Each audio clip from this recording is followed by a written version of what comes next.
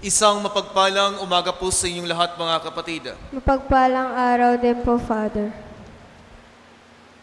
Palaging tinuturo sa atin na huwag maghiganti. Dahil ang hindi paggaganti sa taong nakagawa ng kamalian sa atin ay isang tanda ng kabutihan. Isang tanda ng pagkikilala sa awa at habag ng Diyos. Ang galit, puot, inggit, at selos ang nakakasira sa pagsasama ng isang pamilya, pagkakaibigan, komunidad at maging ng isang samahan. Actually, minsan ito ay nag-uugat sa pagiging insecure o pagiging mainggiti ng isang individual dahil ayaw niyang malamangan ng iba, ayaw niyang maubusan ng mga resources, ayaw niyang siya ay pagtatawanan ng iba, at ayaw niyang tawaging hindi karapat-dapat sa mata ng nakakarami. Kaya nakahagawa siya ng masama. At masasabi natin na lahat tayo ay nakakaranas ng ganitong sitwasyon. Maari na tayo ang inaapi o tayo mismo ang nang-aapi. Kaya again, Jesus is reminding us today in the gospel to love our enemies. Mahalin natin ang ating kaaway. It gives us 3 positive attitudes. Do good to those who hate us. Bless those who curse us. Pray for those who offended us. Ang pagmamahal sa kaaway isang regalo galing sa Diyos. Kaya again, we are reminded to be a gift to everyone. A gift means grateful to God in times of failures and always trust in His divine providence. Kaya the readings today gives us 3 important points. First, accept to love our enemies. Tanggapin ang katotohanan na kailangan nating mahalin ang ating kaaway.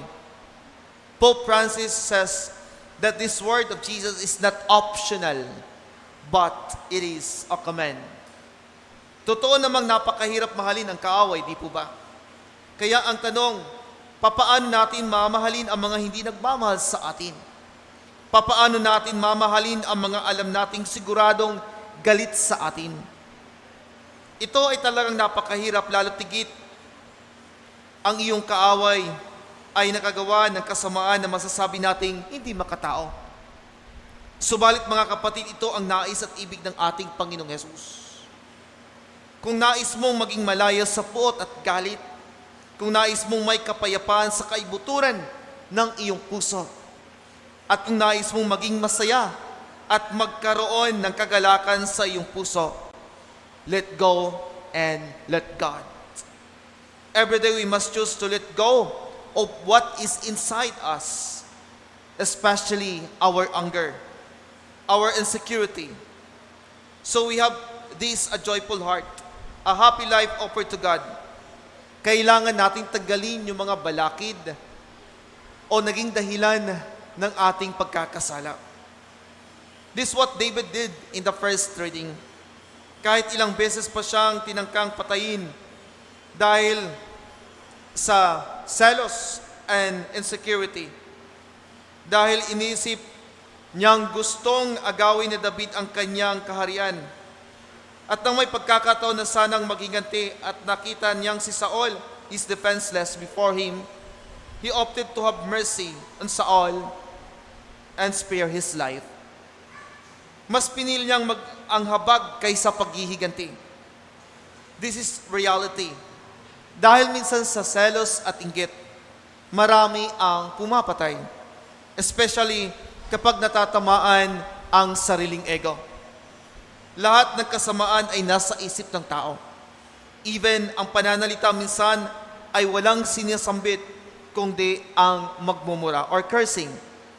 But again, we are reminded na huwag gaganti o magtatanim ng sama ng loob sa mga taong nagbibigay ng sakit ng ulo sa atin o yung mga taong hindi nagmamahal sa atin.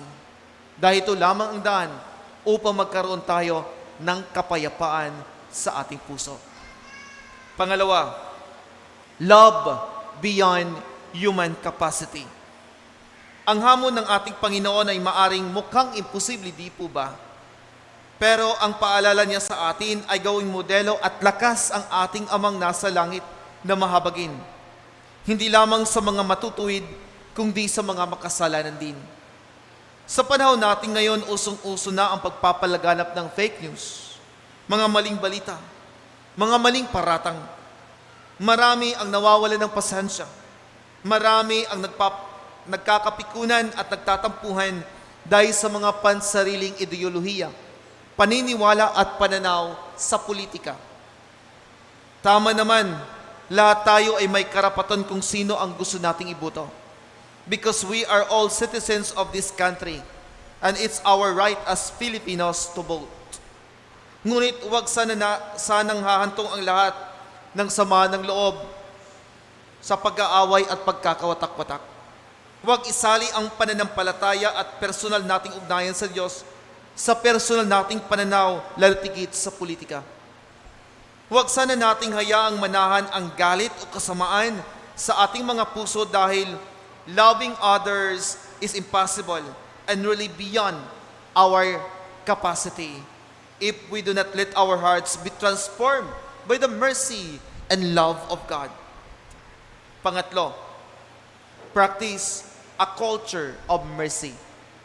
Pope Francis tells us in one of his spiritual reflections that to practice the culture of mercy, we need to show or be a good Samaritan sa lahat ng mga nangangailangan.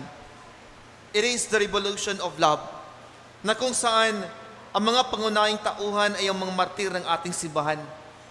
At tinitiyak sa atin ni Jesus na ang ating pag-uugali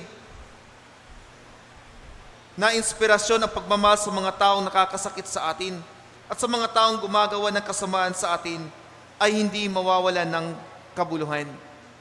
Sinabi ni Jesus, magpatawad kayo sa inyong kapwa, patawarin din kayo ng Diyos. Magbigay kayo at bibigyan kayo ng Diyos. Hustong takal, siksik, liglig at umaapaw pa ang ibibigay sa inyo. This is our assurance. Jesus promises us 100-fold return if we always do good to our brothers and sisters. Brothers and sisters, rejoice of others' success. Instead of getting jealous or being insecure, we should rejoice others' victory. Minsan, dapat nating tandaan na hindi lahat ng bagay ay dapat tayo ang mauuna o sa lahat ng oras na sa atin ang tagumpay. Trust to God and He will do the rest. The victories that come from the goodness of others are also our victories. Tayo ay may kahinaan bilang isang tao. Subalit nagbibigay ng pagkakataon ang ating Panginoon sa ating kung gusto nating magbago. Remember, there is always a recompense sa lahat ng kabutihan na ating ginagawa sa buhay na ito. Madamanawa natin sa tulong ng mahal na Birheng Maria, ang ina ng hapis, ang walang hanggang pag-ibig ng Diyos at magawa nawa natin ang ating misyong maging mabuti, matatag sa kahit anong mga pagsubok sa ating buhay.